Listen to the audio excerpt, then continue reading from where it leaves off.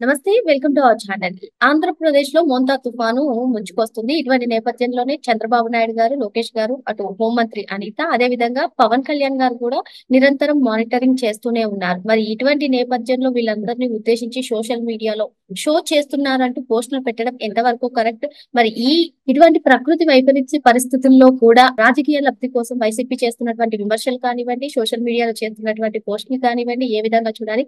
తెలుసుకునే ప్రయత్నం చేద్దాం. దీన్ని విశ్లేషించడానికి మనతో పాటు ప్రస్తుతం జూమ్ కాల్ లో అటెండ్ అయ్యి ఉన్నారు NRI TDP spokes person Venugopal Reddy గారు. సార్ నమస్తే సార్. నమస్కారం అమ్మా. సార్, ఒక పక్క చంద్రబాబు నాయుడు గారు, లోకేష్ గారు, అనిత గారు, అదే విధంగా పవన్ కళ్యాణ్ గారు వాళ్ళు రాత్రనక పగలనక అసలు ఏమి పట్టించుకోకుండా మానిటరింగ్ చేస్తూనే ఉన్నారు. అసలు ప్రకృతి ఈ వైపరీత్యం మోంతా తుఫాను ఏ విధంగా ఉండబోతుంది, ఎక్కడ ఎటువంటి సహాయక చర్యలు ఇవ్వాలి, అసలు మొత్తం మానిటరింగ్ చేస్తూ కూర్చుని ఉన్నారు. దీన్ని కూడా రాజకీయ లబ్ధి కోసం షోలు చేస్తున్నారంటూ పోస్టులు పెట్టడానికి కానివ్వండి, ఏ విధంగా చూడాలంటారు? ఒకటి క్లారిటీగా చెప్పాలమ్మా. ఇక్కడ ఒకటి వచ్చేసి విపత్తు అనేది మనకి చెప్పి రాదు, తెలియకన్నా అన్ఎక్స్పెక్టెడ్ అయినా వస్తుంది. అందుకే ప్రకృతి విపత్తు వైపరీత్యం అంటారు. సో ఈ రోజు రాష్ట్రంలో వచ్చిన ఏదైతే మొత్తం తుఫాన్ ఉందో అది అన్ఎక్స్పెక్టెడ్. కాకపోతే ఈ రాష్ట్ర ప్రభుత్వం ఈ రోజు దానికి ముందుగానే ప్రిపేర్ అయిపోయి అసలు అవాంఛనీయ సంఘటనలు జరగకుండా, ఎవరికి ప్రాణహాని జరగకుండా రాష్ట్రంలో ఉన్న ప్రజలు అవ్వచ్చు, లేదా తీర ప్రాంతంలో ఉన్న ఈ రోజు చేపలు పట్టుకునే వాళ్ళు అవ్వచ్చు, లేకపోతే తీర ప్రాంతాల నివాసం ఉన్న ప్రతి ఒక్కరు కూడా క్షేమంగా ఉండాలనే ఉద్దేశంతో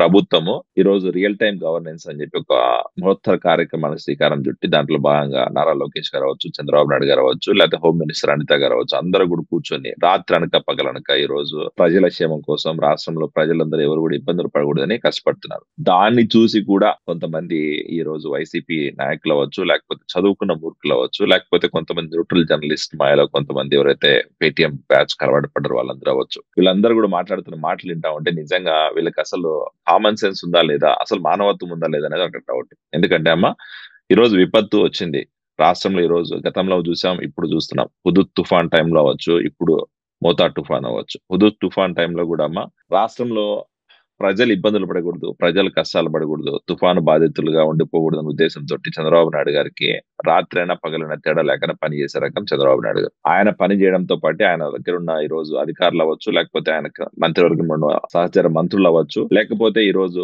ఎమ్మెల్యేలు అవ్వచ్చు, అందరు కూడా ఈ రోజు ప్రతి ఒక్కరు కూడా రాష్ట్రంలో ఉన్న ప్రజల క్షేమంగా ఉండాలని చెప్పి ఉద్దేశంతో పని చేస్తున్న పరిస్థితులు మన రాష్ట్రంలో చూస్తున్నాం. ఈ రోజు అలాంటి పరిస్థితుల్లో కూడా ఈ రోజు వైఎస్ఆర్సీపీ నాయకులు దాన్ని రాజకీయం చేయాలని ప్రయత్నం చేస్తున్నారంటే వాళ్ళంతా మూర్ఖులు పొరుడరని నేను అంటాను. ఈ రోజు నిజంగానే షో ఆఫ్ చేయాలా, దీన్ని కూడా రాజకీయ లబ్ధి చేయాలనే ఉద్దేశం వాళ్ళకి ఉంటే గన వాళ్ళు రాష్ట్రంలో ప్రజల దగ్గర అవ్వచ్చు, లేకపోతే రాష్ట్ర ప్రజలందరూ కూడా వాళ్ళు చేసే వికృత చేష్టలు చూస్తున్నారు. ఎందుకంటే ఈ రోజు ప్రజలందరికీ తెలుసు తుఫాను ప్రభావం ఎంత ఉంది. ఈ రోజు చాలా చోట్ల మనం వింటున్నాం, చెట్లు పడిపోతున్నాయి, పంట నష్టం జరుగుతుంది, ప్రజలు ఇబ్బందులు పడుతున్నారు.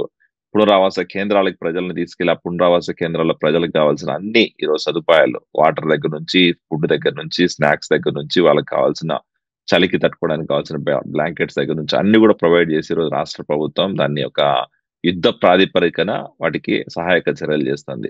దాన్ని చూసి కూడా వీళ్ళు మాట్లాడుతున్నారంటే ఇంక వాళ్ళని ఏమనాలో ఒకసారి ఆలోచించుకోవాలి. సార్, ఇక్కడ ఇంకో అంశం సార్. మాటి మాటికి వైసీపీ కీలక నేతలందరూ కూడా వీకెండ్స్ వస్తే చాలు పవన్ కళ్యాణ్ కానివ్వండి, లోకేష్ కానివ్వండి, చంద్రబాబు నాయుడు గారు కానివ్వండి, హైదరాబాద్ వెళ్లి కూర్చుంటున్నారు అని చెప్పి అంటున్నారు. మరి ఇటువంటి విపత్కర పరిస్థితుల్లో జగన్మోహన్ రెడ్డి గారు బెంగళూరులో ఉండడాన్ని ఏ విధంగా చూడాలంటారు? జగన్మోహన్ రెడ్డి గారు అధికారంలో ఉన్న ప్రతిపక్షంలో ఉన్నా కూడా ప్రజలు ఇబ్బందులు ఉన్నారంటే మాత్రం ఏ రోజు పట్టించుకోలేదు. అలాంటి దాఖలాలు ఎప్పుడు లేవు. గతంలో ఆయన హయాంలో కూడా ఈ రోజు తుఫాన్ వచ్చింది, ఆ రోజు చూసాం.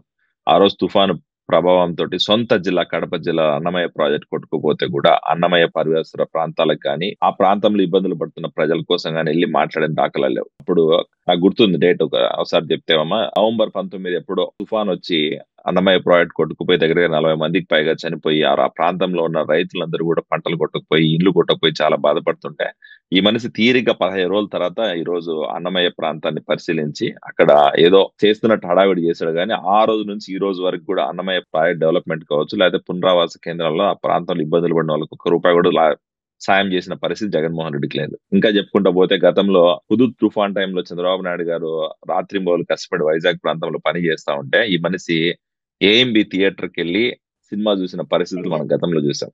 సో అలాంటి నాయకుడికి ఈ రోజు చంద్రబాబు నాయుడు గారికి కంపారిజన్ అనేది లేదు. జగన్మోహన్ రెడ్డి కానీ, జగన్మోహన్ రెడ్డి పార్టీ నాయకులకు కానీ, వైఎస్ఆర్సీపీలో ఉన్న సోకాల్డ్ ఎవరైతే ఉన్నారో పేటీఎం బ్యాచ్ అందరికీ కూడా నేను అడుగుతున్న ఒకటే, మీ నాయకుడికి విశ్వసనీయత ఉంటే, నిజంగానే మీ నాయకుడు ప్రజల కోసం పని చేసేవాడైతే, మీ నాయకుడు నిజంగానే అధికారంలో ఉన్నప్పుడైనా ప్రతిపక్షంలో ఉన్నప్పుడైనా ప్రజల ఇబ్బందులు ఉన్నప్పుడు ప్రజల మధ్య తిరిగే బాధ్యత ఉంటే ఈ రోజు ఇలాంటి మాటలు మాట్లాడాడు. ఈ రోజు ప్రజల మధ్యలోకి వచ్చి మాట్లాడమని చెప్పి బెంగళూరులో కూర్చొని మాటలు చెప్పడం కాదు, హైదరాబాద్ లో సినిమాలు చూసుకోవడం చెప్పి మాటలు చెప్పడం కాదు, లేకపోతే వివిధ దేశాల్లో లండన్ లైనా అమెరికాలైనా కూర్చొని మాటలు చెప్పడం చాలా ఈజీ. ప్రజల్లో తిరిగి ప్రజలు ఇబ్బందులు పడుతుంటే ప్రజల కోసం పనిచేయడం ఎంత కష్టమో ఒకసారి అనుభవిస్తే చేస్తే తెలుస్తుంది. ఈ రోజు విపత్తు పరిస్థితిలో ఇలాంటి విపత్తు వచ్చినప్పుడు డిజాస్టర్ మేనేజ్మెంట్ చేయడంలో చంద్రబాబు నాయుడు గారికి మించిన లీడర్ లేదని చెప్పి ఈ రోజు దేశంలో ప్రపంచవ్యాప్తంగా అందరూ చెప్పుకునే పరిస్థితి. ఎందుకంటే డిజాస్టర్ మేనేజ్మెంట్ ఏది చెప్పి రాదు, కానీ తెలిసిన వెంటనే దాన్ని ఎట్లాంటి చర్యలు తీసుకోవాలి, ఎలాంటి దానికి మనం ఇప్పుడు సహాయక చర్యలు చేయాలి, ప్రజల్ని ఎట్లా అప్రమత్తం చేయాలి, ప్రజల్ని ఇబ్బందులు పడకని ఎట్లా బయట పెట్టాలి, ఈ రోజు ప్రజలకు కావాల్సిన అన్ని సదుపాయాలు కల్పించి డిజాస్టర్ మేనేజ్మెంట్ చేస్తున్న ప్రభుత్వం కూటమి ప్రభుత్వం. ఈ కూటమి ప్రభుత్వం చేస్తున్న మంచి పనులు చూసి ఓర్చుకోలేకనే ఈ డిజాస్టర్ మేనేజ్మెంట్ ఏదైతే చంద్రబాబు నాయుడు గారు చేస్తున్నారో దానివల్ల మళ్ళీ ఈ రోజు ప్రజల్లో సానుభూతి వస్తుందన్న భయంతోనే వైఎస్ఆర్సీపీ నాయకులు లేనిపోని రాద్ధాంతం చేస్తున్నారు తప్ప ఇక్కడ ఎక్కడ రాజకీయం చేయట్లేదు, ఇక్కడ ఎక్కడ షో ఆఫ్ చేయట్లేదు, ఇక్కడ ఎక్కడ మా నాయకులకి ఈరోజు ఆస్ట్రేలియా నుంచి లోకేష్ గారు వచ్చారు, యుఏఈ నుంచి చంద్రబాబు నాయుడు గారు వచ్చారు, వచ్చిన వెంటనే ఏ ఒక్కటి ఆలోచించుకొని ఈ రోజు ఇంట్లో ఒక శుభకార్యం జరుగుతుంది, నారా రోహిత్ గారికి పెళ్లి ఉంది, ఈ రోజు పెద్దరికంగా ఉండాల్సిన చంద్రబాబు నాయుడు గారు, ఎందుకంటే నారా రోహిత్ గారికి వాళ్ళ డాడీ లేడు, ఈరోజు చంద్రబాబు నాయుడు గారు చెప్పాలంటే ఆయన వెళ్ళి ముందుండి పెళ్లి చేయాల్సిన పరిస్థితి ఉన్నాయి. కానీ ఈ రోజు ప్రజలు ఇబ్బందులు ఉన్నారు, రాష్ట్రంలో ప్రజలు తుఫాను బాధితుల్లో చాలా కష్టపడుతున్నారు ఉద్దేశంతో పెళ్లిని కూడా పక్కన పెట్టేసేసి గతంలో హుదూద్ తుఫాన్ టైంలో కూడా చూసాం. ఆ రోజు మన బ్రాహ్మణి గారు శ్రీమంతం జరుగుతుంటే కూడా ఆ శ్రీమంతాన్ని కూడా వదులుకొని ఈ రోజు చంద్రబాబు నాయుడు గారు ఆ రోజు వెళ్ళారు. ఈ రోజు నారా రోహిత్ గారు పెళ్లి ఉన్నా కూడా దాన్ని పక్కన పెట్టేసేసి రాత్రి అనక పగలనక సెక్రటరియట్ లో కూర్చొని ఒక చీఫ్ మినిస్టర్ స్థాయి, ఒక మినిస్టర్ స్థాయి, ఒక హోమ్ మినిస్టర్ స్థాయి వాళ్ళ హోదాలు కూడా పక్కన పెట్టేసేసి కష్టపడుతున్నారు నాయకులు, కూటమి ప్రభుత్వంలో ఉన్న నాయకులమ్మా. సార్, ఇంత చేస్తున్న వైసీపీ చేస్తున్నటువంటి విమర్శలకు కూటమి ప్రభుత్వం చెక్ పెట్టలేకపోతుంది. అది ఫేక్ ప్రచారాల విషయంలో కానివ్వండి, ఇప్పుడు మీరు అన్నట్టుగా డిజాస్టర్స్ ని ఏ విధంగా సమర్థవంతంగా చంద్రబాబు నాయుడు గారు ఎదుర్కొంటారో ఇటు రాష్ట్రంలోనే కాదు దేశం మొత్తటా కూడా తెలుసు. అయినా కూడా వైసీపీ ఫేక్ ప్రచారాలు, ఫేక్ పోస్టులు, ఇటు అంటే లేదు అంటే ఈ విధంగా షోలు చేస్తున్నారంటూ పోస్టులు పెట్టడం, వీటన్నిటినీ కూడా తిప్పికొట్టడంలో కూటమి ప్రభుత్వం విఫలమవుతుంది అనే వాదనలు కూడా వినిపిస్తున్నాయి. దీనిపైన మీ అభిప్రాయం ఏంటి? మనం ఇక్కడ ఎక్కడ రాజకీయం చేయాలని ప్రయత్నం చేయట్లేదు. రాజకీయం చేయడము శవ రాజకీయాలైనా, కుట్ర రాజకీయాలైనా, లేదా అవినీతి రాజకీయం చేయాలన్నా అది ఒక జగన్మోహన్ రెడ్డి పార్టీకి, వైఎస్ఆర్సీపీకి సాధ్యమవుతుంది. మనం ఇక్కడ పరిస్థితి ఏంటి జరుగుతుంది, మీరు ఒకసారి ఆలోచన చేస్తే గతంలో జగన్మోహన్ రెడ్డి హయాంలో కోవిడ్ వచ్చింది. కోవిడ్ అనేది విపత్తుల పరిస్థితి. కోవిడ్ సమయంలో బేసిక్ ఫెసిలిటీస్ ప్రొవైడ్ చేయలేకన్నా, కోవిడ్ బాధితుల్ని ఆదుకోలేకన్నా, ఎవరైనా కష్టం ఉందని చెప్పి హాస్పిటల్ పోయినా అక్కడ ఫెసిలిటీస్ లేవు, డాక్టర్లు వచ్చి మాస్కులు అడిగినా కూడా ఎలాంటి పరిస్థితులు ఉన్నాయో మనం గతంలో చూసాం. అలాంటి నాయకత్వం నుంచి వచ్చిన, అలాంటి పార్టీ నుంచి వచ్చిన ఏ ఒక్కరు కూడా చెప్పే మాటలు ప్రజలు విశ్వసించే పరిస్థితి లేదు. ఈ రోజు ప్రజలు చూస్తున్నారు వాస్తవ పరిస్థితులు. ఎందుకంటే ఈ రోజు ఎక్కడికక్కడ మండల స్థాయి నుంచి, గ్రామ స్థాయి నుంచి, నియోజకవర్గ స్థాయి నుంచి, జిల్లా స్థాయి నుంచి ఏ ప్రాంతాలు అయితే ప్రభావితం అయ్యాయో ఆ ప్రాంతాలన్నిట్లో కూడా ఈ రోజు అధికార యంత్రాంగం నిమగ్నమై పనిచేస్తా ఉంది. అదొక్కటి చాలు ప్రజలు నమ్మడానికి. ఈ రోజు వైఎస్ఆర్సీపీ నాయకులు అయితే వైఎస్ఆర్సీపీలో ఉన్న పేటీఎం బ్యాచ్ ఎన్ని మాటలు చెప్పినా, ఎన్ని ఫేక్ ప్రొఫైల్ పెట్టుకుని వాళ్ళు ఎంత రాద్ధాంతం చేసినా ప్రజలకు వాస్తవ పరిస్థితులు తెలుసు. తుఫాను ప్రాంతంలో ఇబ్బందులు పడిన ప్రజలకు తెలుసు ఎంత ఇబ్బందులు పడుతున్నారో. తుఫాను ప్రాంతంలో లబ్ధి చేకూరుతున్న, లేకపోతే తుఫాను ప్రాంతంలో ఎవరైతే ప్రజలకు ఈ రోజు బెనిఫిట్ పొందుతున్నారో వాళ్ళకి తెలుసు చంద్రబాబు నాయుడు కష్టమైంది, లేకపోతే కూటమి ప్రభుత్వం పడుతున్న కష్టమైంది అనేది. సో ఇలాంటి ఫేక్ ప్రచారాలని, ఫేక్ ప్రాపగాండాని రాజకీయం చేయడానికి మాకు టైం లేదు. ఎందుకంటే ఈ రోజు ప్రజల కోసం పని చేస్తాం. రాష్ట్రంలో ప్రజలు బాగుంటే ఆటోమేటిక్ గా మిగతాటన్ని బాగుంటాయి అన్న మైండ్ సెట్ లోనే ఈ రోజు మా యువ నాయకుడు కూడా నేను ప్రెస్ మీట్లు అది చెప్తున్నాడు.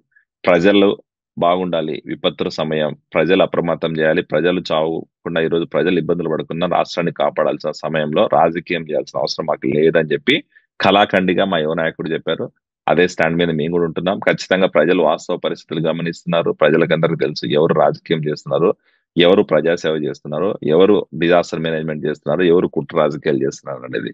సో మేము అటువంటి దానికి రాజకీయం చేయడానికి భయపడలేదు. లేకపోతే వైఎస్ఆర్సీపీ చేస్తున్న ఈ ఫేక్ ప్రాపగాండాని మేము మా పార్టీకి ఏదో చెడ్డ చేస్తామని కూడా మేము ఎక్కడ నమ్మట్లేదు. మొత్తానికి ఎవరు ఎన్ని ఫేక్ ప్రచారాలు చేసినా, నెగటివ్ గా స్ప్రెడ్ చేసినా సరే కూటమి ప్రభుత్వం అభివృద్ధికి లేదు అంటే ఇటువంటి విపత్కర పరిస్థితులను ఎదుర్కోవడానికి సిద్ధంగానే ఉంటుందని చెప్పి సార్ చెప్తున్నారు. మరో అంశంతో మళ్ళీ కలుద్దాం. Thank you sir. Thank you.